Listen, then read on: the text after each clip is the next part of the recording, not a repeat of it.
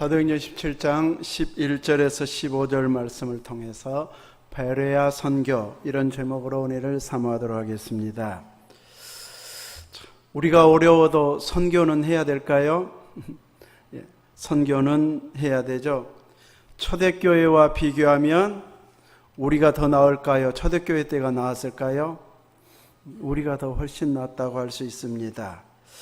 초대교회 때는 지금처럼 조직적인 후원회가 만들어지지 않았고, 또 생명의 위협을 당하면서 죽음을 두려워하지 않고 복음을 전해서 지금까지 계속해서 선교가 이루어지고 있습니다. 왜 이렇게 생명의 위협을 느끼면서도 가서 말씀을 전할까요? 믿음은 들음에서 나기 때문입니다. 전하는 자가 없으면 들을 수가 없고, 듣지 않으면 어떻게 구원받는지 알 수가 없습니다. 우리나라도 복음이 들어오지 않았다면 열심히 유교 지키고 혹은 불교 믿으면 이제 신앙심 좋다, 이런 말을 들었을지 모릅니다. 그러나 그것은 이제 사람들 보기에 신앙심은 있어 보일지 몰라도 구원의 길은 아닙니다. 오직 구원은 예수 그리스도를 믿는 믿음으로만 받을 수 있기 때문에 그 예수님을 증거하는 이 선교, 전도는 계속 이어져 가야 할 것입니다. 오늘 베레아 선교의 앞에 있었던 선교 지역은 데살로니가였습니다.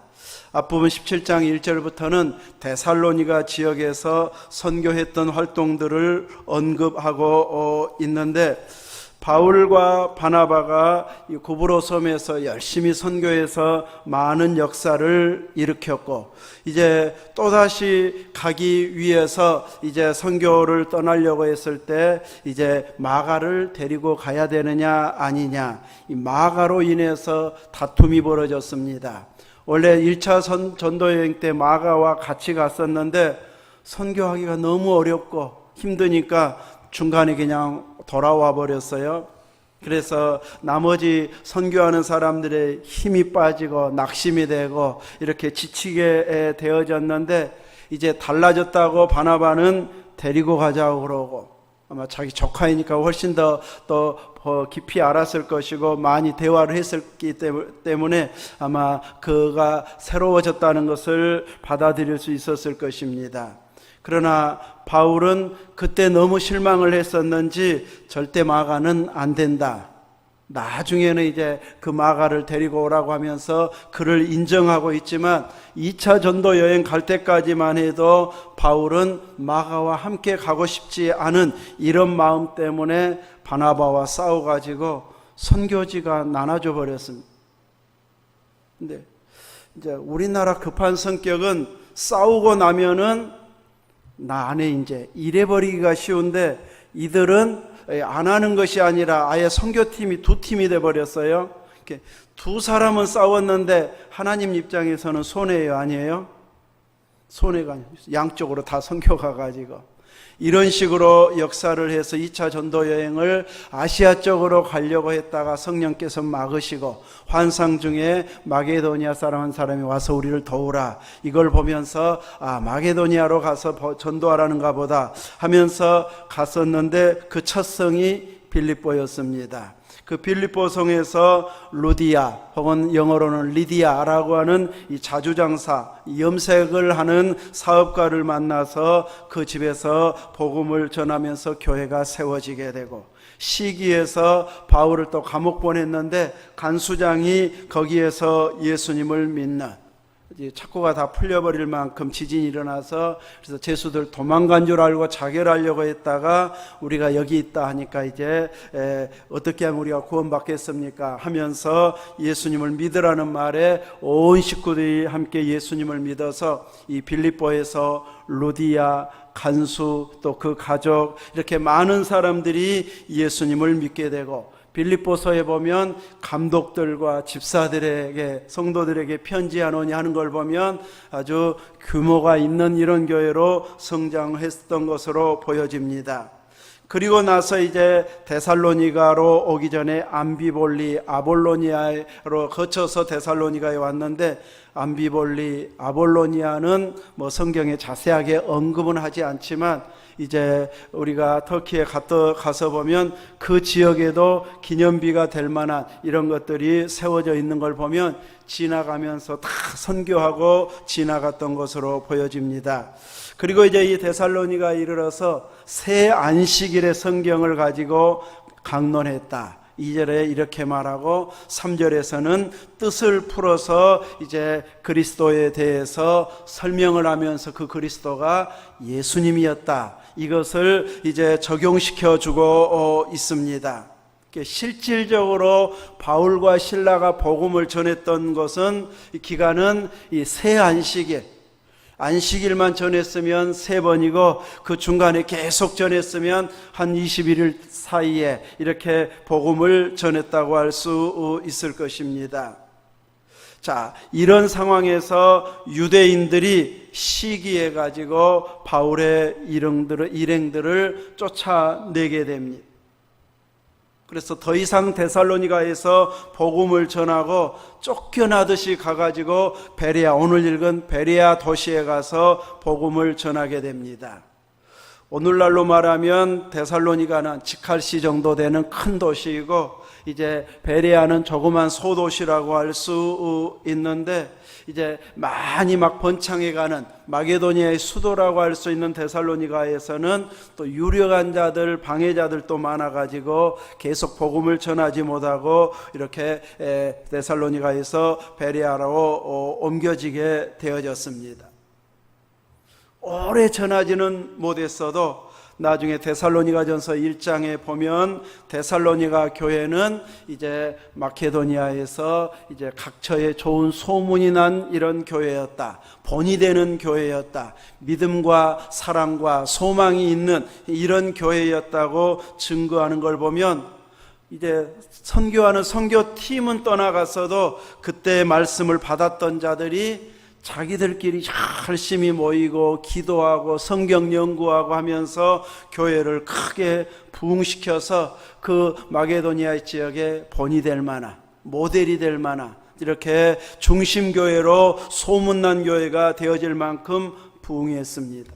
이렇게 예수님을 힘입어서 사는 깨어있는 믿음의 사람 몇만 있어도 그들을 통해서 교회는 유지가 되고 부흥이 되어진다는 것을 보여주고 있습니다. 이렇게 방해자들 때문에 오래 말씀을 전할 수는 없었지만 방해자들 때문에 또 합력해서 선을 이루는 것은 다른 지역으로 옮겨서 또 전하고 또 옮겨서 전하고 해서 복음의 확장이 빨라지게 됐다.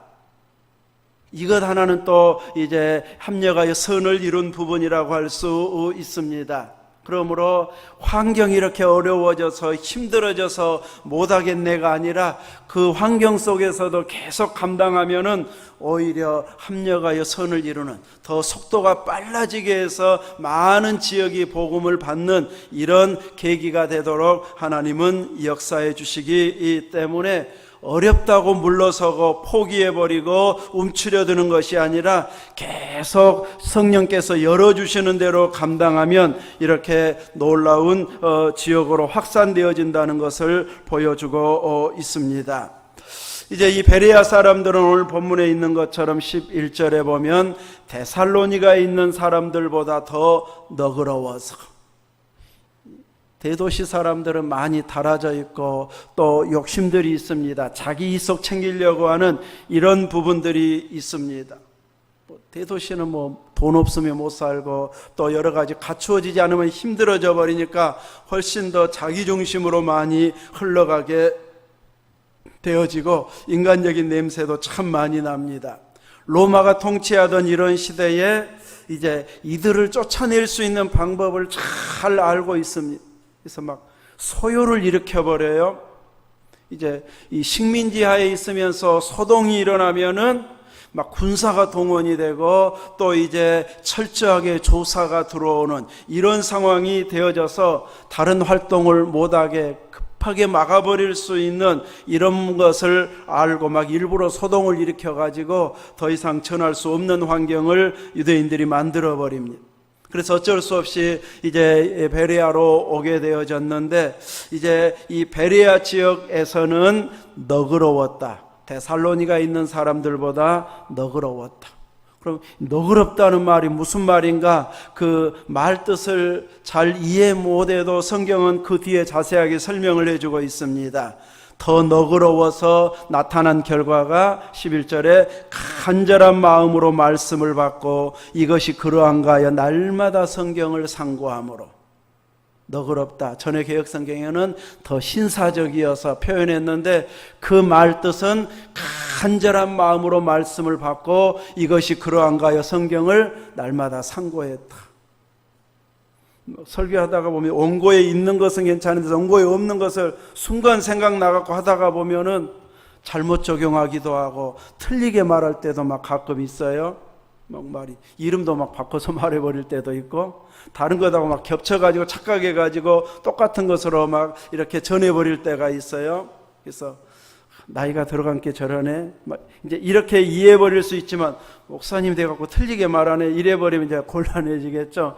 아무튼 이렇게 이 너그럽다고 하는 말은 그 말이 맞는가 보자 하면서 성경을 다시 확인하고, 이거 이 말이었는데 순간 잘못 전했구나 하는 부분은 얼른 본인이 성경 보고 교정하고, 이거 읽을 때는 내가 잘 몰랐는데 이렇게 적용할 수 있구나 하고 또 새롭게 깨달아진 것은 얼른 감사하면서 또 더 하나의 지식을 추가하면서 더 그대로 살려고 애쓰면 훨씬 성장의 속도가 빨라지게 되어집니다. 베레아 사람들은 이렇게 너그러운 자들이어서 그 전에 들은 말씀이 정말 맞는가? 이들이 가지고 있는 성경은 구약 성경입니다. 신약은 아직 이제 완성이 안 되고 기록되기 전에 사도들이 막 전하고 나중에 이제 그것이 성경으로 완성이 되어졌기 때문에 이제 나중에 한 40년, 50년대 그리고 요한계시록 90년대까지 가서야 신약이 완성이 되고, 막 뭐 니케아 회의나 이런 회의 때에 하도 막 직접 계시를 받았다고 하는 사람들이 많고 막 외경까지 생겨나가지고 제대로 된 성경을 우리가 제대로 구분하자 해가지고 회의를 통해서 오늘날 66권으로 딱 확정을 했습니다. 근데 천주교는 이제 외경, 위경까지도 막 정경으로 받아들여가지고 성경을 훨씬 더 많이 막 받아들이고 있는데, 우리 개신교에서는 66권만 정경으로 이렇게 받고 있습니다. 근데 이 당시의 베레아 사람들은 이제 이 구약 성경만 그들이 가지고 있기 때문에 구약의 선지자들이 이렇게 그리스도가 이런 분이라고 소개를 했는데 와서 이제 예수님을 전하는 사람들은 예수님이 그리스도라고 지금 증거하고 있는데 그 말이 정말 맞을까? 성경의 증거가 딱 맞아 떨어지는가? 이렇게 성경을 비교해 가면서 또 상고하다가 보니까 정말 이분이 메시아 맞네 하면서 받아들임으로 인해서 많은 사람들이 예수님을 믿게 되어졌다. 우리나라에는 이제 베레아 귀신론을 주장하는 파들이 있습니다. 이단으로 찍힌 그런 자들이 있기 때문에 막 베레아 교회가 옛날에 있다가 지금은 이제 베레아라고 하는 교회에도 안 붙입니다. 만약에 그쪽으로 하면 아마 김기동 귀신론인가 이제 이런 쪽으로 받아들여 버리기 때문에 성경에 참 본받을 만한 교회인데도 그 이름을 사용할 수 없게 이단들이 만들어 버렸습니다. 무슨 서머나 교회나 빌라델비아 교회 이런 교회들은 막 있지만은 이제 베레아 교회 이렇게 말하면 사람들이 다 오해해서 안 갈 수 있기 때문에 이렇게 좋은 이름을 사용할 수 없는 상황이 돼 버렸습니다. 그런데 이제 제대로 이렇게 성경에 맞는가 확인하는 이 자세가 신앙이 잘 자라게 하는 아주 좋은 자세입니다. 우리나라 요즘 이제 한참 또 돌아다니는 뉴스 중에 이 가짜 뉴스가 많이 나오고 있다고 이야기하고 있습니다. 이 가짜 뉴스 때문에 어느 말이 참인지 거짓인지 이 분별을 못하게 막 이제 누군가를 비난하고 누군가를 추종하는 이런 뉴스들이 많이 전달되어지고 있습니다. 믿음 좋은 사람들이 나에게 카톡으로 보내줬다고 해서 이제 내가 점검을 하고 다른 사람에게 보내야지, 무조건 보내다가 보면 나중에 가짜 뉴스를 진짜인 것처럼 보내는 경우도 있습니다. 그래서 누가 막 은혜 받았다고 막 보내왔는데 그거 진짜 아닙니다 하면서 또 이 팩트를 또 이렇게 적어 보내서 소개하는 사람들도 있습니다.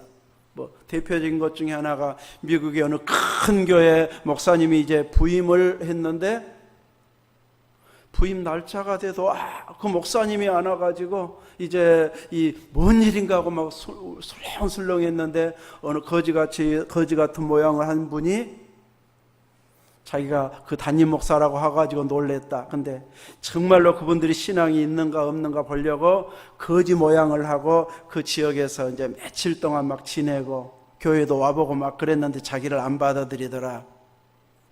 예수님 이런 모습으로 오실 수 있다 하면 엄청 감동적인데, 실제로 그런 일은 그 교회, 미국 그 교회에서 뭐 있지는 않았다는 거예요. 근데 감동이 되니까 막 퍼나르게 됩니다. 이런 가짜 뉴스들이 너무 많은 시대가 되어버렸습니다.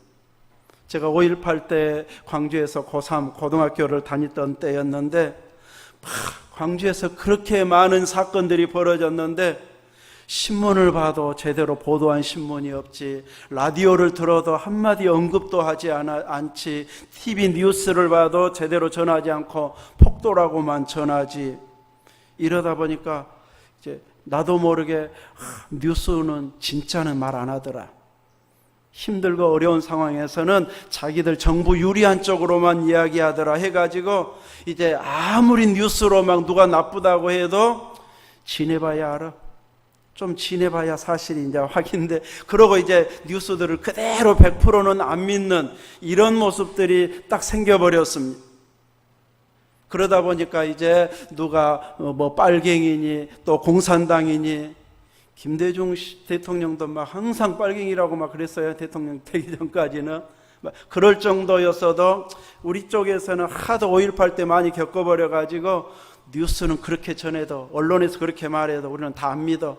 이러다 보니까 이제 오히려 더 바른 평가를 할 수 있는 부분도 있기는 있었지만, 아무튼 성경에도 가짜 뉴스를 통해서 예수님을 십자가에 못 박고 계속해서 학대하는 이런 일들이 생겨난 것처럼 각 시대마다 복음을 방해하는 이런 가짜 뉴스들이 끊임없이 퍼져나가고 있습니다.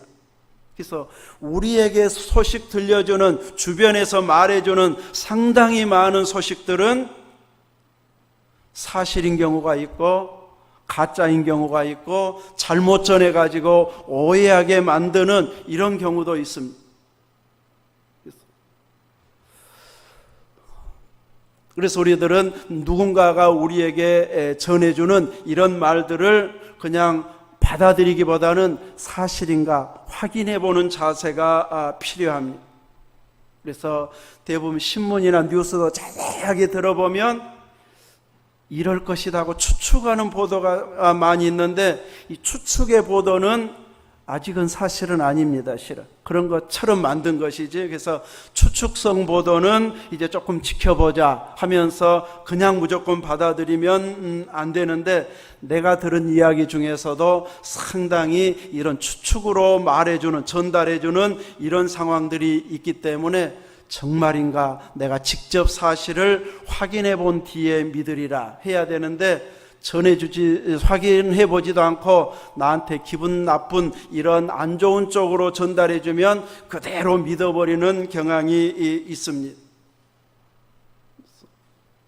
그래서 우리들은 이제 철저하게 누군가가 나에 대해서 비난이나 안 좋은 이야기 할 때는 사실을 이야기한가, 추측해가지고 자기가 조금 더 보태서 이야기하는 것인가, 이것을 잘 점검해서 받아들이는 지혜가 필요합니다.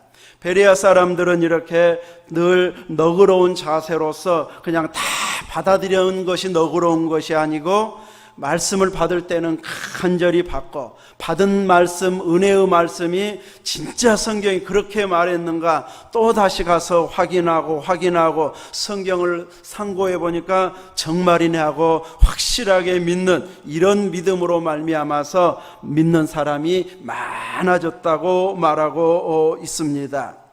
그런데 문제는 데살로니가에 있었던 유대인들이 거기까지 쫓아와 가지고 무리를 또 소동시켜 가지고 더 이상 복음을 전하지 못하게 만들어 버립니다. 그래서 형제들이 14절에 보면 형제들이 바울을 내보내어 바다까지 가게 하고 실라와 디모데는 아직 거기 머물더라. 실라와 디모데는 거기에서 뒷수습을 하고 바울은 또 옮겨서 아덴으로 로마 아테네로 가가지고 이제 가서 복음을 또 그곳에 가서 전하는 계기가 되어졌다고 말하고 있습니다. 이렇게 선교는 협력 사역인 것을 보여주고 있습니다.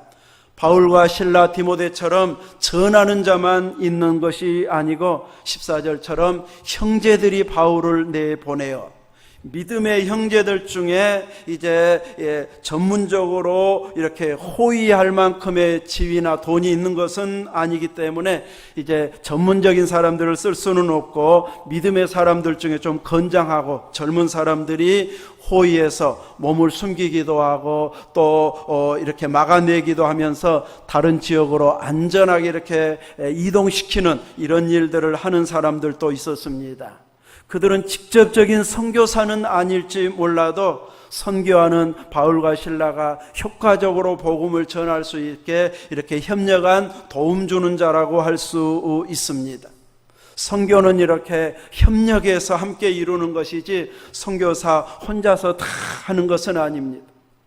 우리가 가끔 기도하는 정도현 선교사님 지금 여학생 기숙사 또 예배당을 지금 건축하고 있는데 이제 빔 세워놓고 위에 철골들을 밑에서 다 만들어가지고 나중에는 크레인으로 끌어올려갖고 그냥 씌워놓더라고요.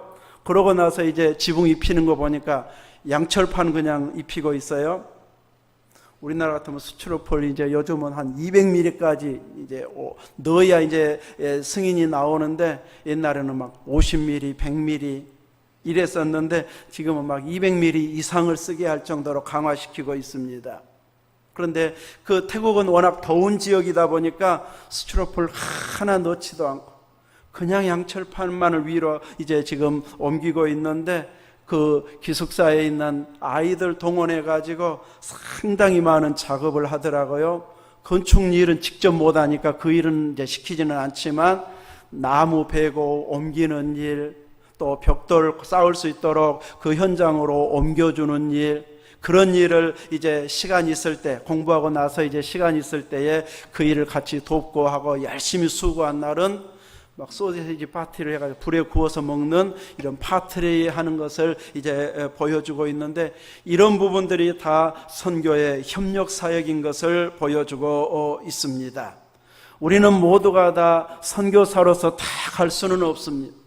그러나 협력은 할 수 있는데 오늘 본문에서처럼 이렇게 인도해 주는 자, 바울이 안심하고 안전하게 이동할 수 있도록 이렇게 이동시켜 주는 자들도 선교의 협력자들입니다. 또 실라와 디모데처럼 남아서 마무리해 놓고 나중에 바울을 찾아가는 이것도 또 선교이고, 바울처럼 먼저 가서 전하는 것도 선교이고, 또 기도해 주는 것도 선교요, 물질을 보내서 협력하는 것도 다 협력 선교라고 할 수 있습니다. 그래서 우리는 이런 것들 중에 이제 내가 잘 할 수 있는 부분을 감당할 수 있어야 할 것입니다. 교회가 커서 이제 여유있게 선교하는 교회들은 해마다 이런 선교지에 몇십 명씩 성도들과 혹은 학생 수련회나 청년 수련회를 선교지에 가서 하면서 섬기는 이런 일을 하는 교회들도 있습니다. 이렇게 단기 선교를 하든지 선교비로 우리처럼 협력을 하든지 기도하면서 하든지 혹은 건축할 때나 차 살 때 혹은 학생들 공부하는 걸 할 때 이제 장학금으로나 이렇게 특별하게 목적헌금을 해서 도울 수도 있습니다. 이렇게 작지만 다양한 방식으로 우리가 협력하게 되면 꾸준하게 선교는 확장되어질 것입니다. 이렇게 매달마다 우리가 선교를 하기도 하고 또 일생에 특별한 은혜가 있을 때 몇 번 정도는 이제 평소보다도 큰 몫으로 목적 헌금을 하는 것도 아주 귀한 일일 것입니다. 또 우리들은 끊임없이 땅끝까지 주님 오시기 전에 복음이 전파되도록 세계 선교를 위해서 계속 기도하는 것도 좋은 협력자의 모습일 것입니다. 이런 일들을 성실하게 잘 감당하기 위해서는 베레아에 있던 성도들처럼 이렇게 이것이 성경적인가 끊임없이 성경을 다시 묵상하고 성령께서 나에게 주신 감동이 확실한가 기도하면서 인도함을 받고 답을 받아가지고 열심히 내서 선교하게 되어진다면 끊임없이 하나님께서는 우리로 하여금 그 일을 감당할 수 있게 해 주십니다. 지난번 선교 헌신 예배인가 다른 예배 때 이야기한 것처럼 작년에 한 2번 못한 일이 있어가지고 올해는 사례비를 좀 늦게 받더라도 무조건 둘째 주 지나면 15일 전으로 먼저 선교비부터 통장에 넣어놓는다. 이렇게 하면서 이제 선교비부터 보내고 나니까 하나님께서 조금은 어려울 때는 있었어도 계속 그 일을 지금까지 이번 달까지는 이렇게 감당할 수 있도록 채워주셨습니다. 하나님의 일을 감당하려고 하면 하나님께서 이렇게 또 다른 방식으로 채워주시기 때문에 먼저 그냥 주저하고 또 어려울 걸 예상하고 포기해버리는 것이 아니라 끝까지 선교를 감당하는 우리들 또 교회가 되어지도록 늘 깨어있기를 주의 이름으로 축원합니다. 아멘.